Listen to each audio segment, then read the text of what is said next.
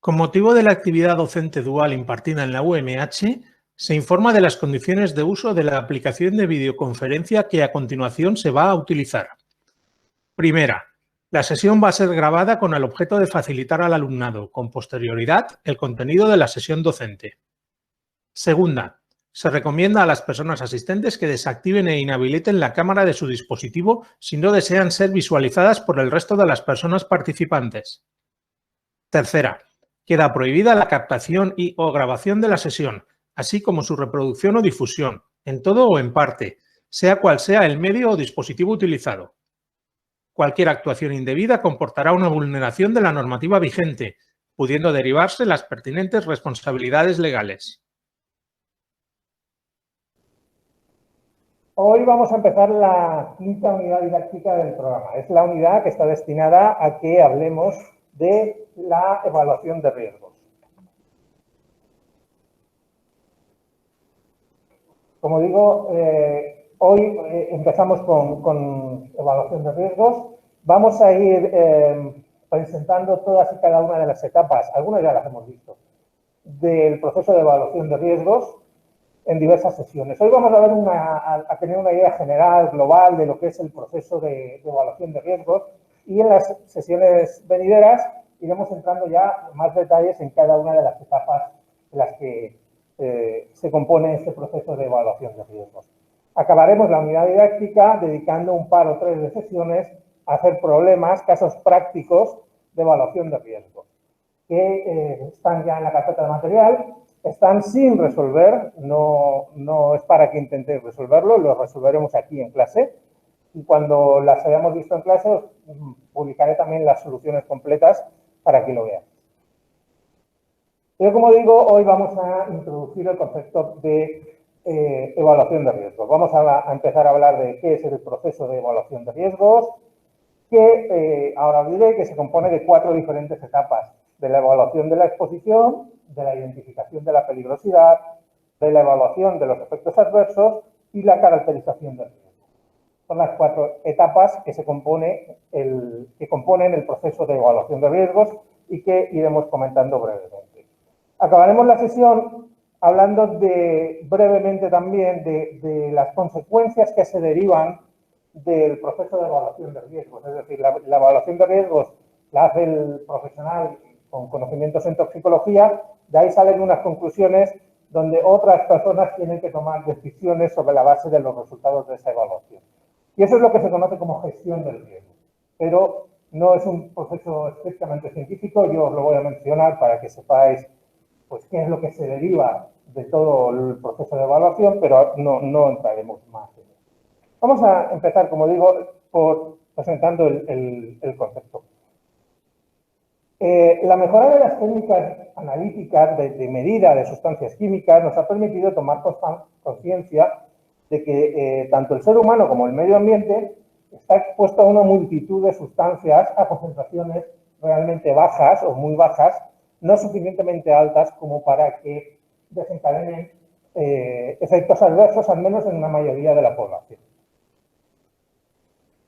Eso puede ser o es un motivo de preocupación, porque el hecho de que exista una exposición, por baja que sea, ahí de manera sostenida, continuada durante toda nuestra vida, pues puede dar lugar a que en etapas, en las últimas fases de nuestra vida, después de muchísimos años de haber estado expuestos, pudieran aparecer efectos adversos sobre la salud. Lo mismo ocurre con el medio ambiente. Exposiciones muy bajas que no tienen efectos agudos, claros, pero que tendremos que estar seguros de que tampoco tienen efectos crónicos que se vayan a manifestar más tarde. Por otra parte, también está claro, una solución obvia es suprimamos el uso de sustancias químicas.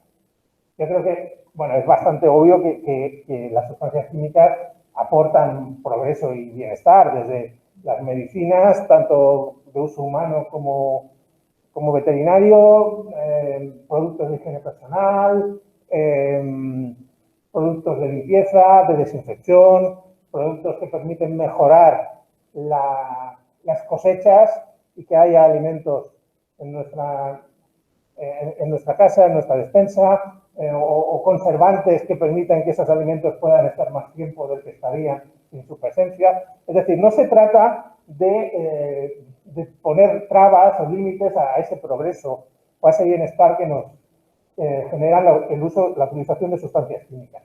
Lo que se trata es de establecer límites claros que nos garanticen que el uso de esas sustancias no supone ningún riesgo ni para la salud humana ni para el medio ambiente.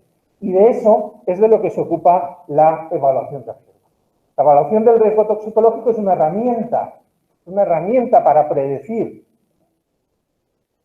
los efectos adversos sobre la salud humana, sobre el medio ambiente, que pueden causar las sustancias químicas, los compuestos químicos. Dicho de otra manera, es una herramienta de prevención. La evaluación del riesgo nos va a ayudar a prevenir la aparición de efectos adversos, tanto para la salud humana como para el medio ambiente, sin renunciar a las ventajas que nos pueden o que nos proporciona la utilización de sustancias químicas. Vamos a ver qué es esto de la evaluación de riesgos. Antes de entrar en detalle, quiero aclarar un par de conceptos o de ideas que son básicas para que podamos entender lo que va a venir después. Si bien en el lenguaje no científico los términos riesgo y peligro son prácticamente sinónimos y se utilizan o se intercambian en el lenguaje de la calle, no científicos se intercambian como si tuvieran el mismo significado, quiero que quede claro desde ya que en evaluación de riesgo y peligro no son sinónimos, son cosas diferentes.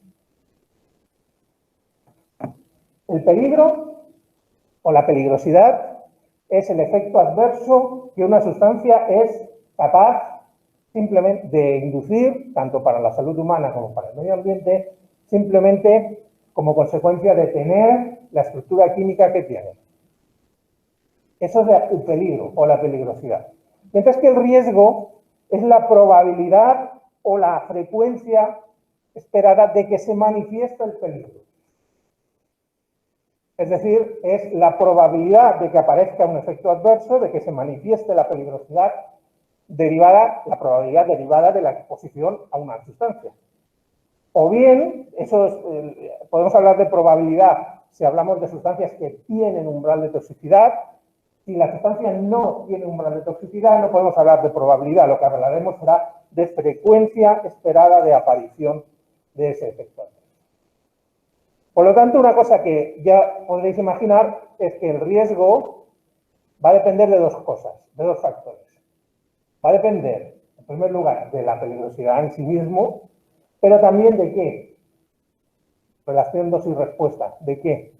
De la concentración, de la exposición, de la severidad de la exposición, que va a ser lo que nos va a determinar la frecuencia de aparición del efecto adverso o la probabilidad de que ese efecto se manifieste. Por lo tanto, el peligro es el efecto adverso. El riesgo es la probabilidad de que se manifieste el peligro. ¿De acuerdo? Por hacer también un símil con el lenguaje de la calle, se dice muy típicamente que viajar en avión es mucho más seguro que viajar en coche, o que viajar en coche es más peligroso que viajar en avión, ¿no? Si quisiéramos expresar esa idea en términos de evaluación del riesgo toxicológico, diríamos que es más arriesgado viajar en coche que viajar en avión. Sin embargo, es mucho más peligroso viajar en avión que viajar en coche. ¿Por qué? Porque la probabilidad de que se manifieste un efecto adverso derivado del viaje, es decir, de que haya un accidente de avión, es inferior a la probabilidad de que haya un accidente de coche, estadísticamente hablando. Sin embargo, las probabilidades de salir bien parado o mejor parado en un accidente de coche son superiores a las probabilidades de salir mal parado o bien parado en un accidente de avión. ¿Bueno? Otro caso, por ejemplo, el animal salvaje. Si nos ponemos en contacto con el animal como está en la fotografía de la izquierda, ese animal tendrá mucho peligro y además ese acto será muy arriesgado. ¿Por qué? Porque ese animal tiene capacidad de inducirnos un efecto adverso, es decir, tiene capacidad de dañarnos, de herirnos muy seriamente. Pero además, si nos exponemos a él directamente sin ninguna barrera física que nos separe de él, también será muy arriesgado hacerlo, porque aunque al animal simplemente estire la pata, aunque no quiera hacernos nada, aunque solo quiera jugar, simplemente nos puede pegar un zarpazo jugando y nos puede hacer un daño importante. Por lo tanto, esa situación, la de la izquierda, es peligrosa y arriesgada. Sin embargo, ese mismo animal en la fotografía de la derecha mantiene intacto su peligro, porque es capaz de hacer exactamente lo mismo. Sin embargo, al haber una barrera física que impide que entremos en contacto directo, que nos expongamos, reducimos la exposición, reducimos muy notablemente el riesgo. ¿Vale? ¿Veis? ¿Queda clara cuál es la diferencia entre peligro y riesgo? Bien. Otro término que se suele utilizar al hablar de evaluación de riesgo es el de caracterización del riesgo. La caracterización del riesgo es la estimación de la frecuencia o probabilidad de aparición del efecto adverso para una población humana o para el medio ambiente derivada de la exposición a una sustancia o un preparado químico. Ese es el proceso que haremos al final, que nos dirá cuál es el riesgo de que aparezca la sustancia, el efecto adverso.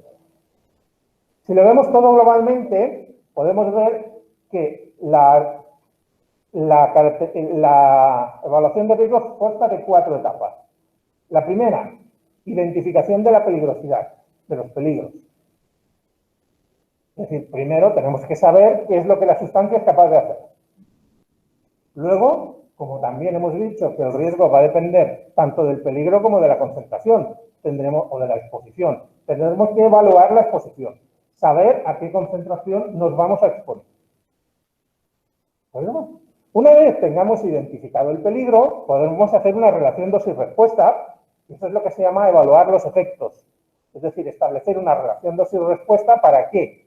Pues realmente para saber dónde no hay respuesta, para establecer umbrales o puntos de corte que nos digan a partir de qué exposición cabe esperar efectos adversos y por debajo de qué exposición cabe esperar que no haya efectos adversos. Eso es lo que se conoce como evaluación de efectos. De manera que tendremos una dosis presumiblemente segura, que lo habremos estimado con la evaluación de los efectos, y tendremos una exposición. Si comparamos ambas cifras, lo que estamos es caracterizando el riesgo. De manera que, si la exposición que cabe esperar es superior a esa dosis que consideramos segura, diremos que hay riesgo de que aparezcan efectos adversos. Sin embargo, si la exposición es inferior, está por debajo de esa dosis que vamos a considerar segura, diremos que no hay riesgo de que aparezcan esos efectos. Bueno. ¿Y para qué sirve todo esto? ¿Para qué queremos hacer evaluación de riesgos? Bueno, la evaluación de riesgos tiene básicamente 2 aplicaciones. La primera es cumplir las regulaciones que establecen que cuando una sustancia se quiere poner en el mercado para un determinado uso, el fabricante tiene que demostrar que ese uso es seguro tanto para el medio ambiente como para la salud humana. Y fijaros que hablo de uso, porque puede darse el caso de que una misma sustancia, un uso concreto, suponga un riesgo que no consideremos aceptable, pero otro uso no. ¿De qué va a diferenciar? ¿Cuál va a ser la diferencia? Obviamente la exposición. ¿De acuerdo? Y además de para eso, también la evaluación de riesgos sirve para valorar alguna situación concreta. Por ejemplo, hay un vertido de lo que sea en una reserva acuosa. ¿Hay riesgo para ese ecosistema o no lo hay? A ver, porque una cosa es que se superen los límites establecidos por la regulación. Si eso pasa, pues eso tendrá las consecuencias penales, económicas, lo que corresponda. Eso es una cosa. Pero una vez superado eso, ese umbral que establece la regulación, puede ser que se haya superado, pero que siga sin haber riesgo. Si no lo hay, lo que habrá que hacer es pues, corregir la situación, obviamente, no permitir que haya más vertidos, pero no tocar hacer nada más. Pero a lo mejor resulta que sí que hay riesgo y hay que tomar medidas correctoras, hay que tomar medidas de bioremediación, hay que, no sé, pues prohibir el baño hasta que desaparezca el riesgo, o hay que prohibir la pesca en las circunstancias, en fin, medidas que ayuden a preservar, en la medida de lo posible, tanto el ser humano, tanto la salud humana como el medio ambiente. O se ha salido al mercado una partida de alimentos con una concentración de un plaguicida superior a la permitida. Pues lo mismo, puede que la concentración sea superior a la permitida, pero eso no necesariamente implica que vaya a haber riesgo. Tendremos que saberlo. ¿Por qué? Porque obviamente hay que retirar esa partida de alimentos del mercado, eso es obvio, pero a lo mejor hay que decir a las personas que estén en posesión o que hayan consumido esos alimentos, oiga, tiene que ir al médico.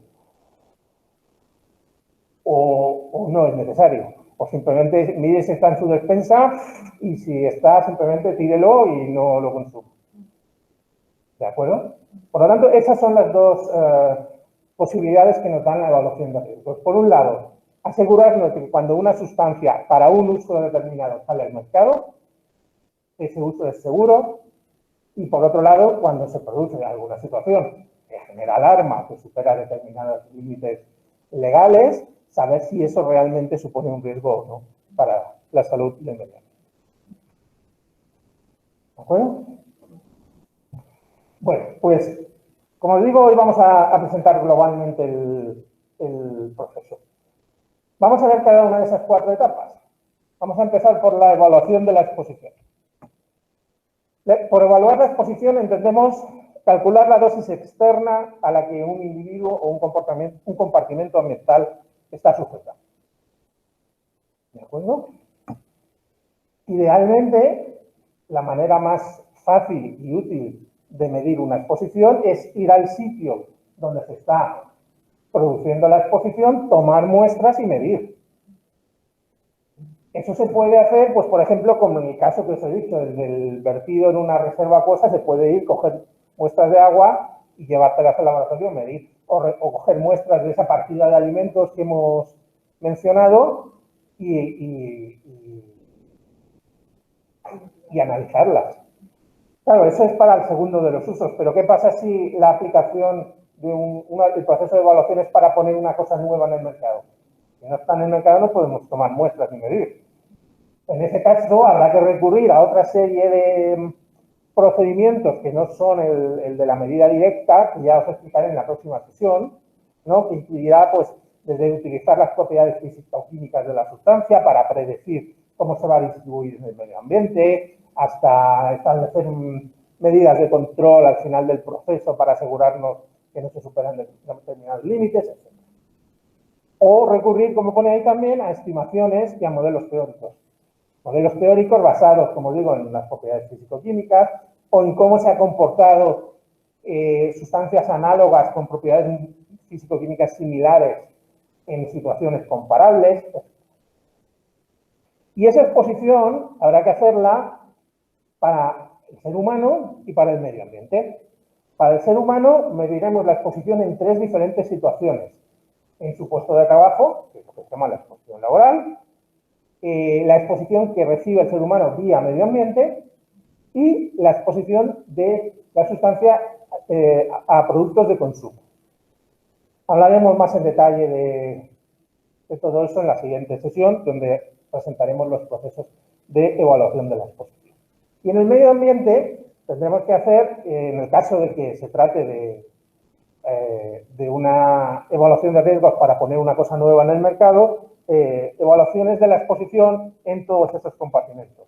En los microorganismos de depuradora, eso se hace para que si la sustancia llega a la depuradora en las aguas, la sustancia no mate a esos microorganismos, la depuradora deje de funcionar y las consecuencias sean incluso peores de las que tiene per se. O en ecosistemas acuáticos, terrestres, en sedimentos, y tenemos también que predecir la posible acumulación o bioacumulación en depredadores superiores, es decir, a diferentes niveles de las cadenas tróficas. Al final, nuestro objetivo con la evaluación de la exposición será tener cuál es la exposición del ser humano expresada en términos de unidades de masa de la sustancia, miligramos, nanogramos, microgramos, lo que fuera, dividido por kilogramos de masa corporal del individuo y por día. Por cada uno de los días que se haga esa exposición. Y en el caso del medio ambiente, el parámetro que se determina no se llama exposición total, se llama PEC, que es concentración ambiental predecible, que es la concentración en términos de masa por unidad, masa de la sustancia por unidad de volumen del medio, ¿no? De miligramos de sustancia por litro de agua, o por gramo de tierra, o por gramo de sedimento, etc. Como os decía, para los seres humanos tenemos exposición a través del medio ambiente. ¿Cómo puede llegar una sustancia química a través del medio ambiente al ser humano? Pues puede llegar o bien porque esté en el aire que estamos inhalando, o bien porque esté en el agua que estamos bebiendo, o en los alimentos que consumimos, o en situaciones especiales, sobre todo niños y demás, que pueden jugar por el parque, tirarse por el suelo, etcétera, pues por contacto con el suelo. Básicamente son esas 4 vías. Y son las que consideraremos. Pero también podemos estar expuestos a sustancias químicas a través de productos de consumo. Se entiende productos de consumo aquellos que utilizamos en nuestra vida privada, llamémosle al por menor, por decirlo de alguna manera. Es decir, pues por ejemplo, los productos de limpieza de la casa, por poner un ejemplo. O si decidimos un día pintar nuestra habitación.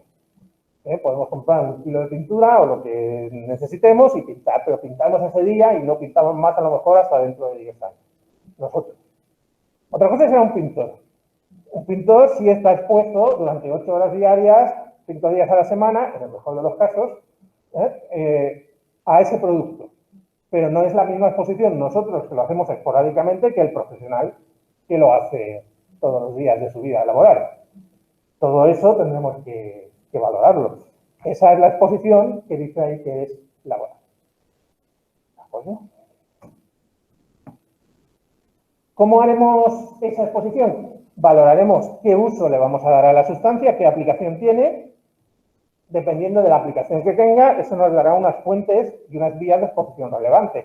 Por ejemplo, si es un cosmético, un producto de higiene personal, por decir algo, un champú o un aftershave, un maquillante, lo que sea, un producto de maquillaje, lo que sea, la exposición será dérmica. Ahí la vía inhalatoria y la vía oral pues no tendrán sentido, por poner un ejemplo. Si es un aditivo alimentario, la exposición relevante será la oral. Si es la pintura esa que decíamos, pues tendremos que considerar si alguno de los componentes de la pintura pasa al aire y lo podemos inhalar, y el caso accidental de que alguna gota de pintura pudiera caer en nuestras manos accidentalmente. Es decir, que dependiendo de cómo se vaya a usar la sustancia o el producto que contiene esa sustancia, pues eso nos dirá cuáles son las vías de exposición. Luego diremos cuál es la más relevante y ahí será la que mediremos, la que determinaremos. Y eso es lo que nos dará esa exposición total. Y para el medio ambiente tendremos que tener en cuenta, en función del uso, cómo se emite esa sustancia, cómo se libera al medio ambiente. Y una vez esté liberada, es decir, se libera en forma de un residuo industrial que se vierte al alcantarillado, por ejemplo, o es un producto volátil que sale por la chimenea de una fábrica, ¿sí? O no sé, o está en un vertedero, porque en principio es inerte, pero hay lixiviación y puede pasar a las aguas subterráneas. Es decir, qué usos tiene y cómo, como consecuencia de ese uso, se va a distribuir, transportar, transformar, etcétera, en los diferentes compartimentos ambientales. Y para cada uno de esos compartimentos ambientales estableceremos luego esa concentración ambiental predecible, etcétera. Pues bueno, la siguiente sesión es la que estará dedicada a que expliquemos muy en detalle, o más en detalle que ahora, cómo se hacen todos estos procesos de evaluación de la exposición.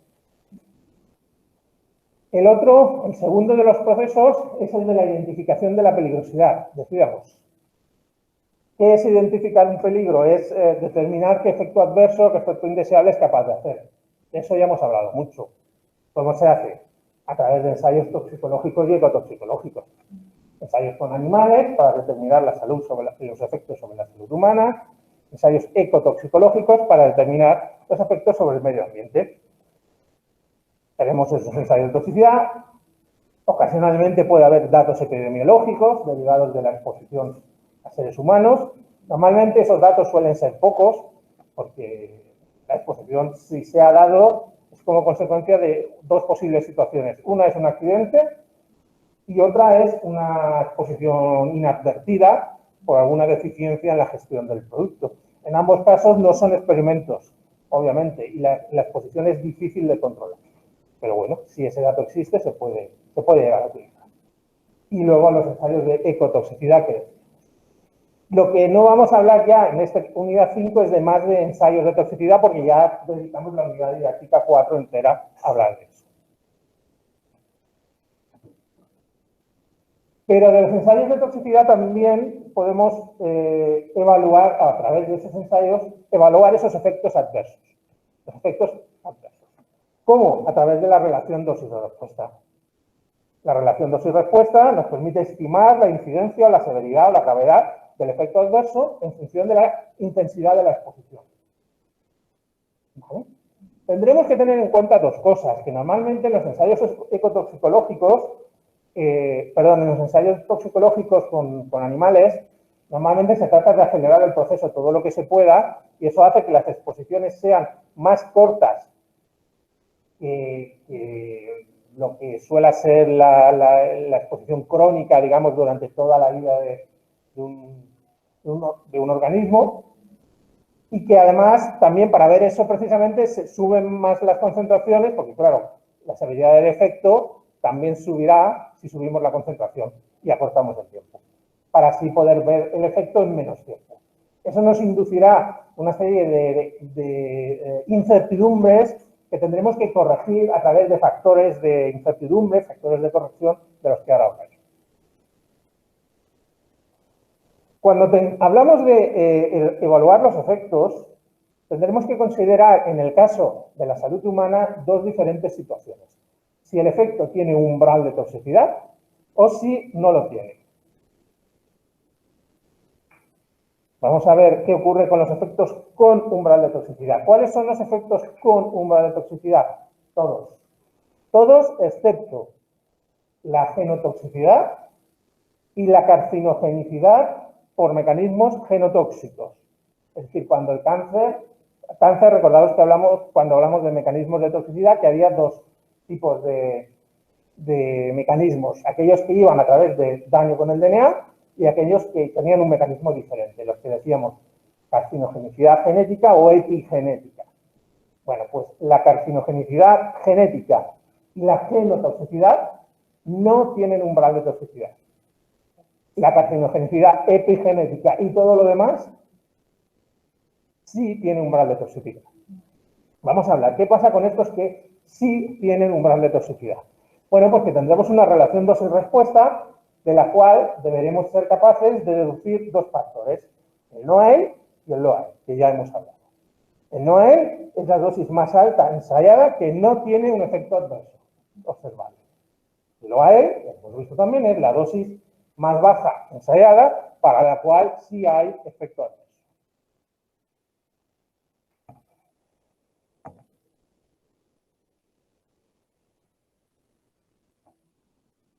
Lo que os decía ahí, imaginemos que esa es la relación dosis-respuesta.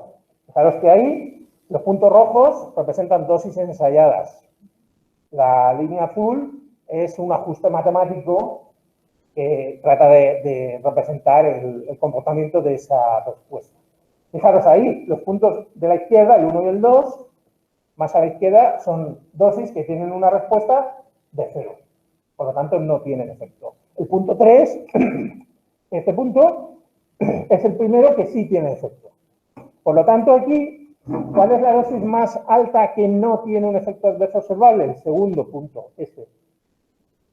Este primero no. ¿Por qué? Porque hay otra dosis que hemos ensayado que nos dice que todavía no hay efecto. ¿Y cuál es el NOAEL? ¿Cuál es la dosis más baja ensayada que tiene un efecto? El punto siguiente al 2. ¿Vale? Fijaros que insisto en lo de ensayado. Insisto en lo de ensayado. Si este segundo punto no hubiera estado, diríamos que el NOAEL es el primero. Porque esa sería la dosis más alta ensayada sin efecto. Y luego, una vez establecemos que esto es el NOAEL, que el siguiente punto sea el LOAEL, nos dice simplemente que el NOAEL no tiene efecto y que el LOAEL sí lo tiene. Pero no nos dice dónde aparece el efecto. El efecto puede aparecer muy pegadito al LOAEL o muy pegadito al NOAEL, pero no podemos decirlo, no tenemos manera de determinarlo. Habría que meter más puntos en medio, pero al final llega un momento en que, como hay variabilidad biológica en la respuesta de los individuos, si quieres ver cosas que se parecen mucho, que están muy cerca unas de otras, pues no vas a poder. Y eso se corrige con factores de incertidumbre que ahora hablaremos. Al final, lo que vamos a tener es un conjunto de estudios con una serie de NOAELs o de LOAELs, o de ambos. Lo que haremos es sencillo, o relativamente sencillo, es tabular todo eso y decidir cuál es el NOAEL más relevante. ¿Cuál es el más relevante? Hombre, en situaciones normales, salvo que se trate de una cosa muy puntual, que digas, mira, es que este efecto se da en animales, pero yo sé que en humanos no se da, pues porque la biotransformación es diferente o por lo que sea. Eso no suele pasar casi nunca. Lo normal es que cuando tengamos una tabla de NOAELs, el más bajo sea, perdón, el más relevante sea el más bajo. ¿Por qué? Porque de todos esos estudios, ahí hay 5 diferentes estudios, o 6, en diferentes especies, con diferentes duraciones, con diferentes vías de exposición. Queremos estar seguros de que queremos proteger a la población humana de los efectos, de todos los efectos. No solamente de los que vayan por vía de inhalación o por vía dérmica o por vía oral, sino de todos. Y como tampoco sabemos si hay más de una especie, qué especie es la más sensible, decimos, o cuál se parece más, la respuesta se parece más al humano, lo que hacemos es ir al más bajo.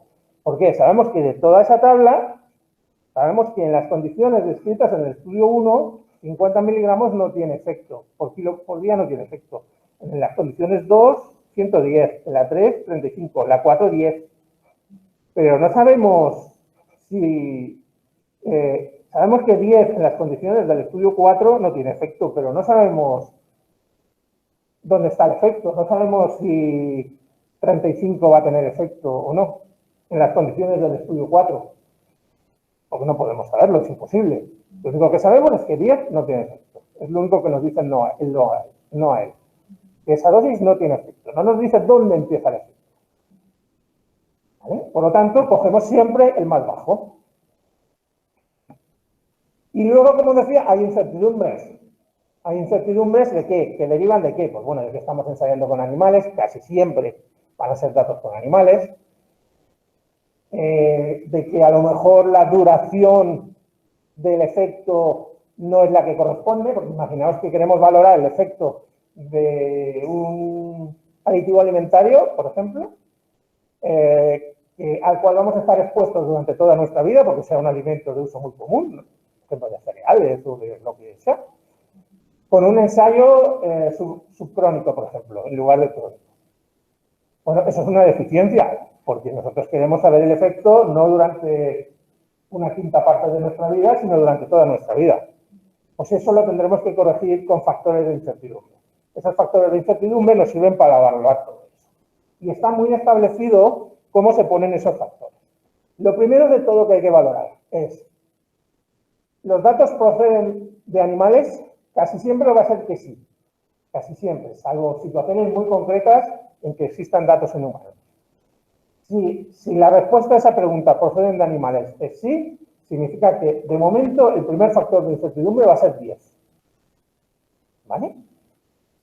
La siguiente pregunta, o la siguiente hecho es, queremos proteger a toda la población de humanos. Y acordaros que las relaciones dosis-respuesta de frecuencia, ¿os acordáis que era una campana de Gauss? Es decir, que había individuos sensibles, estaba la media y había individuos resistentes. Queremos proteger a todos, incluidos los sensibles. Por lo tanto, pondremos otro factor adicional de 10. De momento ya tendríamos un factor de 100. 10 por 10. Insisto, el primer factor, si el primer 10, si viene de datos con animales, cae siempre. No hay... Salvo que digan que los datos vienen de humanos, entonces si te dicen que vienen de humanos, ese primer 10 no sería 10, sería 1. ¿Vale? Y lo segundo, también cae siempre. Hay algunas sustancias que están muy usadas, pero son muy pocas, en las que ya se sabe cuál es la dosis que incluso puede proteger a la población más sensible. Si será esa súper excepcional circunstancia, ese 10 segundo tampoco se pondría. Pero vamos, en el 99,99% de los casos vamos a estar hablando de como mínimo 100. Pero va a haber más cosas. Va a haber más cosas. Además de ese 10 para pasar de animales a humanos y 10 para proteger a los individuos más sensibles, va a pasar a veces, o puede pasar a veces, que en esa tabla de todos los estudios, el valor más bajo que yo me encuentre no sea un NOAEL, sino que proceda de un estudio en el que sea un LOAEL. Si eso pasa, claro, me tendré que quedar con ese valor del LOAEL, pero ese LOAEL ya tiene efecto, porque es un valor por defecto que el LOAEL tiene efecto adverso. Eso significa que pondré un factor adicional de 3 a todo lo anterior, con lo cual ya no serían 100, serían 300. ¿Vale? Además, como os decía, hay veces que, o casi siempre, lo que se pretende es proteger a la población durante todas las etapas de su vida. Si el estudio que me ha dado el valor crítico, el NOAEL o el LOAEL, no es un estudio crónico, no lo es crónico, sino que es subcrónico, hay que poner un factor adicional de 2 para pasar de subcrónico a crónico. ¿Vale? Y, bueno, si hay más factores, se puede poner alguno más, pero eso ya son situaciones también particulares que ahí no vamos a entrar. Por lo tanto, esa es la tabla. Practicaremos mucho cómo saber, cómo determinar cuáles son los efectos, el factor que hay que poner. Dime. Si tú tienes que calcular el parte de LOAEL en lugar de NOAEL, por ejemplo, que es por 3, ¿se podrá ir por 3 o tienes que bajar por 10 por 10? No, es todo, eso es aditivo. Claro, tienes que ir punto por punto de la tabla para ir determinando cuál va cayendo. Es aditivo, no se trata de ir a buscar uno solo de ellos, sino... No, exactamente, es animales, sí, 10. Población humana sensible, otros 10. ¿Es NOAEL? No, pues 1. ¿Es subcrónico? Sí, 2. Y así. Bueno, y entonces al final lo que tendremos es unos estudios de toxicidad que nos van a dar información sobre cómo hay que clasificar y etiquetar esa sustancia, de eso hablamos ayer.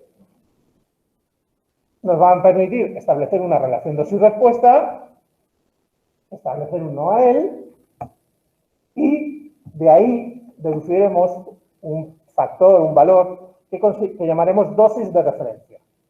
La dosis de referencia, vamos a considerar que esa dosis de referencia es la dosis a la que podemos estar expuestos durante el tiempo que se haya empleado en el estudio toxicológico sin que eso suponga un efecto adverso para nuestra salud. Y eso se calcula utilizando esa fórmula que veis ahí. O NOAEL o LOAEL, lo que sea, multiplicado por el peso corporal del individuo y dividido por el factor de incertidumbre. Todos estos factores que hemos estado. Vamos a ver un ejemplo un poco más concreto. Imaginemos cómo calcular la dosis de referencia en una situación, bueno, donde el NOAEL es de 10 miligramos por kilo por día, en un estudio con animales, y no hay más incertidumbres. Queremos saber la dosis de referencia crónica, el estudio S10 sale de un estudio crónico y es un NOAEL, no es un LOAEL. Pues lo que haremos será el NOAEL multiplicado por el peso corporal. El peso corporal, lo mismo. Se suele poner pesos por defecto. Normalmente ponemos 70 kilos para los adultos.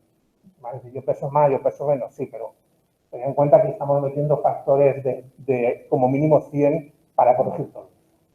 ¿Vale? Y dividido por el factor de incertidumbre que toque. Y aquí, como hemos dicho que era un caso estándar de animales sin ninguna incertidumbre más, pues sería 100. Si hubiera sido subcrónico el estudio y que hiciéramos la dosis de referencia crónica, pues no sería 100, sería 200. O si fuera crónico, pero no fuera un NOAEL, sino un LOAEL, sería 300. ¿Vale? Y así calcularemos esa dosis de referencia.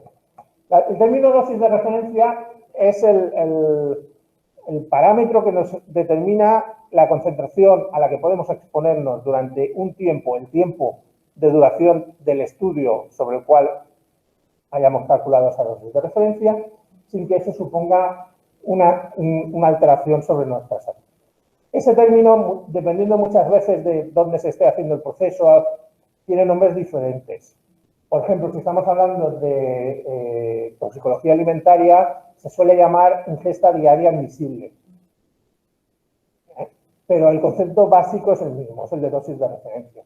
Normalmente para la exposición laboral se llama AOE, que es el efecto adverso sobre el operador. La idea básica es la misma, es un número que nos dice una exposición que es segura. Yo he optado por llamarlo dosis de referencia, porque me parece que engloba más todo. No vamos a entrar en cada una de las nomenclaturas porque al final son muchos.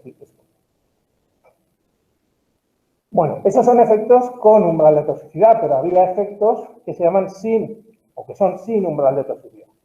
Decíamos la mutagenicidad o la genotoxicidad y la carcinogenicidad de origen genético. Ahí existe una relación dosis-respuesta, eso existe, pero lo que ocurre es que la probabilidad nunca es cero. ¿Por qué? Porque basta, ya vimos cómo se hacía la genotoxicidad, la mutagenicidad inducida cáncer, basta con que una sola molécula de la sustancia genotóxica interaccione con una hebra de DNA que codifique para un gen específico en una sola célula, para que esa célula quede iniciada y, por lo tanto, la única manera de garantizar que esa exposición no se va a dar es que no haya exposición. ¿No? Por lo tanto, aunque es cierto que a más exposición hay más respuesta, también es cierto que no hay umbral. Igual que para todo lo demás podemos decir, a partir de esta dosis es seguro. O por debajo de esta dosis es seguro. Eso no lo podemos decir. Por lo tanto, aquí no podemos utilizar el concepto de NOAEL o de LOAEL. Aquí se utiliza otro concepto, que es el de pendiente. Imaginemos que esa es una representación de una relación dosis-respuesta. Si eso fuera un efecto con umbral de toxicidad, pues, por ejemplo, la extrapolación hasta el 0 nos daría que eso iba más o menos por ahí, ¿no? Y diríamos, pues bueno, de aquí hacia atrás, hasta el 0, son dosis seguras. Pero si es sin umbral de toxicidad, eso no va hasta algún punto del eje X, va hasta el origen de coordenadas. Porque es la única manera de garantizar que el efecto 0 se da para la exposición 0.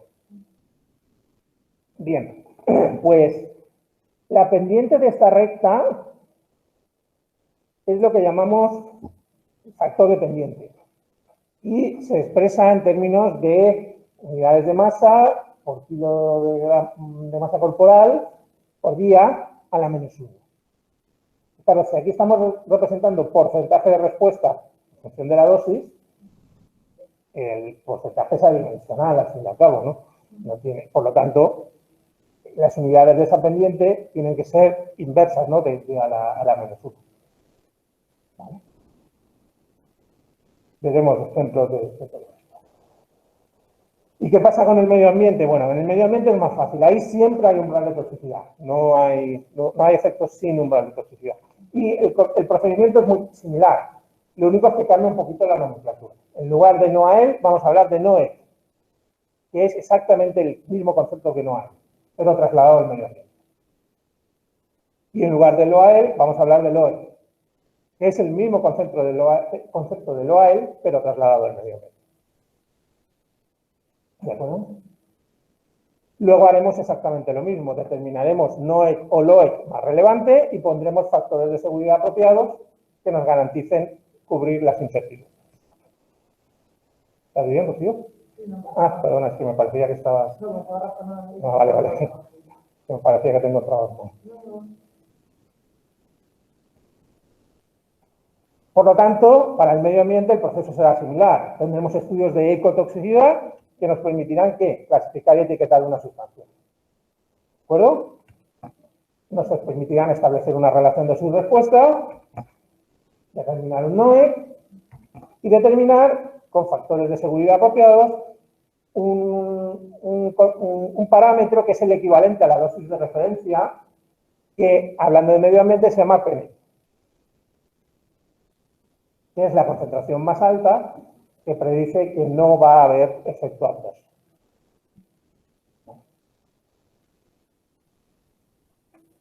Bueno, ya tenemos 3 de las 4 etapas. ¿Cuál es la última? La última es casi, diría yo, que es la más sencilla. Es la caracterización de riesgos, la comparación de los efectos de esa relación de su respuesta con la concentración, con la exposición esperable. ¿Qué parámetros vamos a manejar aquí? Y se conoce, también cambia un poquito según sea medio ambiente o salud humana y si tiene o no tiene umbral dentro de la salud humana. Si hablamos de salud humana con umbral de toxicidad, se llama razón de caracterización del riesgo. Si hablamos de medio ambiente, se llama margen de seguridad, pero es lo mismo, ahora lo veremos. Y si hablamos de efectos sin umbral de toxicidad, se llama riesgo. Vamos a verlo. Efectos con umbral de toxicidad es el margen de seguridad, pero antes lo he dicho al revés, en la diapositiva anterior lo he dicho. Margen de seguridad es el cociente entre la dosis de referencia y la exposición. ¿Qué pasa si hacemos ese cociente? ¿Qué pasa si ese cociente es menor que 1? Pues pasa que la exposición es mayor que la dosis que hemos estimado como segura. Por lo tanto, diremos que hay riesgo, porque estaremos sobrepasando la dosis segura. ¿Qué pasa si es igual a 1? Pues bueno, que estamos en el límite. Normalmente igual a 1 no suele ser un problema porque los factores de seguridad ya te cubren las incertidumbres, pero estamos un poquito... Entre 1 y 10 se considera aceptable normalmente y por encima de 10, pues bueno, ya nadie tiene ninguna objeción a que sea superior a 10. ¿Vale? Obviamente interesa un margen de seguridad lo más alto posible. Por lo tanto, globalmente el proceso, evaluación de la exposición, determinamos usos y aplicaciones, fuentes y vías de exposición, todo lo que hemos estado viendo, cuantificación de la dosis y exposición laboral y exposición total. Evaluación de efectos, relación de su respuesta, NOAEL, dosis de referencia y caracterización de riesgo. Si el margen de seguridad es menor que 1, decimos que hay riesgo, si es mayor que 1, que no lo hay. ¿Y qué pasa con los efectos sin umbral de toxicidad? Como decíamos aquí, el efecto, al no haber umbral, siempre que haya exposición, va a haber una probabilidad de que aparezca el efecto adverso. No podemos decir qué dosis es segura. Lo que podemos es predecir qué probabilidad hay de que se manifieste el efecto adverso.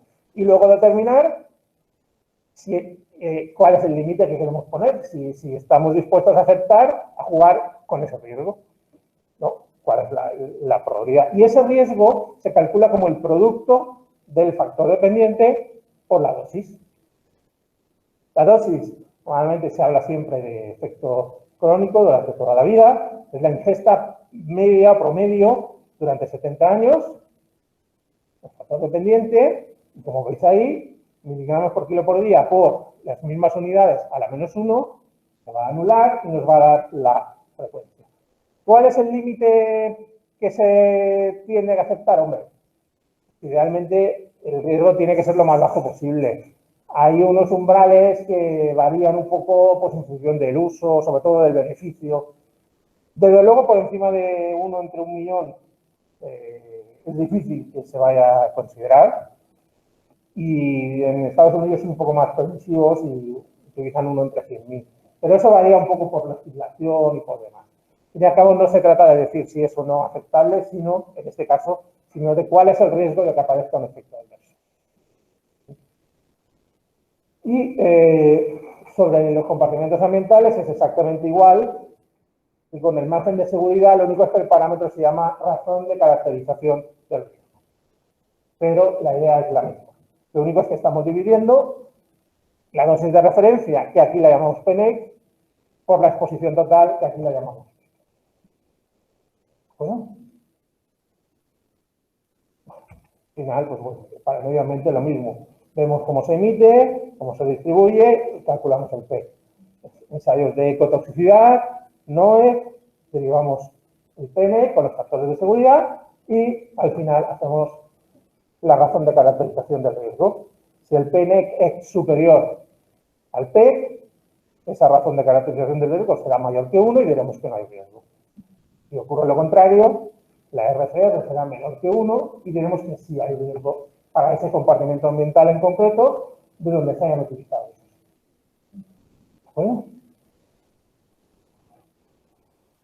Bueno, y pues ya para acabar, quiero comentar muy brevemente, porque insisto que esto no cae dentro del ámbito de la toxicología, pero para que veáis qué se deriva o qué se puede derivar de todo esto, ¿no? ¿Cuáles son las consecuencias del proceso de evaluación de riesgos? Bueno, cuando hacemos evaluación de riesgos, vamos a identificar la peligrosidad, nos va a permitir clasificar y etiquetar la sustancia, nos va a permitir establecer límites en el uso de las sustancias, o restricciones en el uso de las sustancias. ¿Qué límites y restricciones vamos a poner? Aquellas que hagan que el uso sea seguro. Es decir, aquellas que hagan que la exposición sea inferior a la dosis de referencia o que el riesgo sea inferior a lo que queramos aceptar en ese momento. ¿Sí? Claro, claro. Y a partir de ahí, pues ya podremos autorizar el uso de sustancias en determinadas circunstancias. La evaluación de riesgos informa de cuál es el riesgo, pero luego hay que gestionarlo. Detrás de la toxicología, pues vienen ya los poderes políticos que tienen que gestionar eso. Cuando hablamos de caracterización de riesgo, pues podremos llegar a la conclusión de que un determinado uso implica riesgo.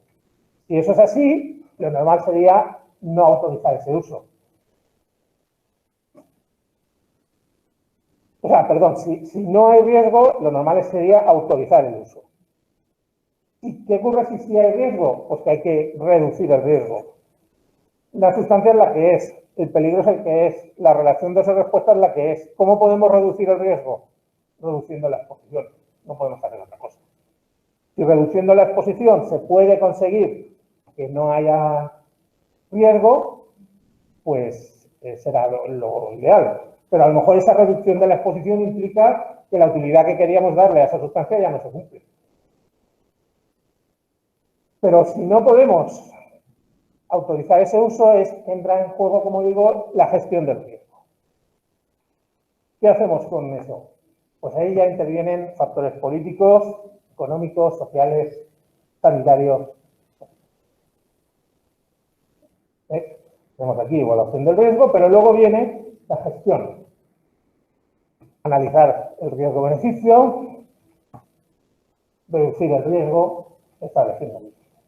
Tenemos ahora en los medios de comunicación un caso muy claro. La famosa vacuna de esta compañía que sabéis que dice que si hay efectos adversos, que si no las hay, que si tal. La Agencia Europea del Medicamento ha hecho una evaluación del riesgo y lo que ha determinado es que existe una proporción de la población, en concreto mujeres en edad fértil, para la que parece que podría haber una incidencia de esas enfermedades de trombosis algo superior a la de la población general. Parece. Sin descartar la posibilidad de que haya otros factores que estén ayudando. Por ejemplo, sabéis que el propio COVID, también uno de los efectos secundarios retardados son las trombosis. Por lo tanto, nadie descarta que a lo mejor no sea un efecto de la vacuna, sino del propio COVID. O el uso, y es que también es curioso de que se trata de mujeres, los anticonceptivos orales, también algunos tienen como efecto, con lo cual ahí es balance. ¿Cuál es el riesgo? ¿Estoy dispuesto a aceptarlo? ¿Cuál es el beneficio? ¿O cuál es el perjuicio si no lo acepto? Pero eso, insisto, son decisiones políticas. Otro ejemplo, ese es el ejemplo más típico que tenemos ahora, pero otro ejemplo súper clásico es el DDT.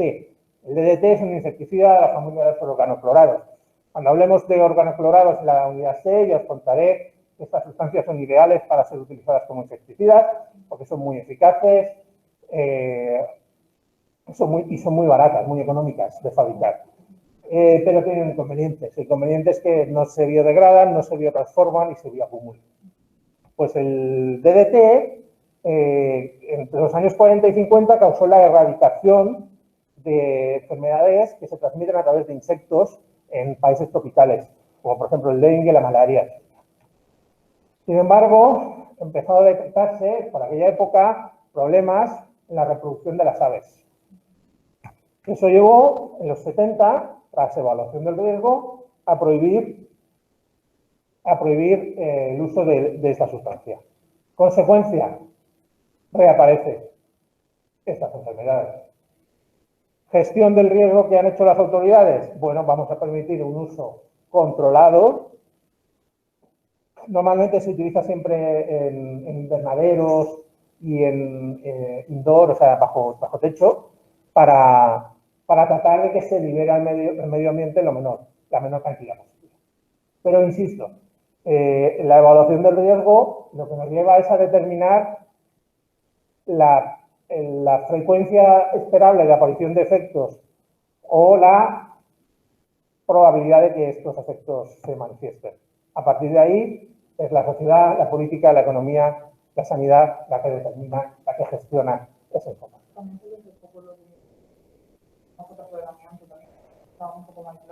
Sí. Sí, ese es mucho más claro. Ahí, de hecho, ya está prohibido totalmente. Bueno, ahí tenéis la bibliografía que he empleado para preparar la presentación. ¿Alguna pregunta?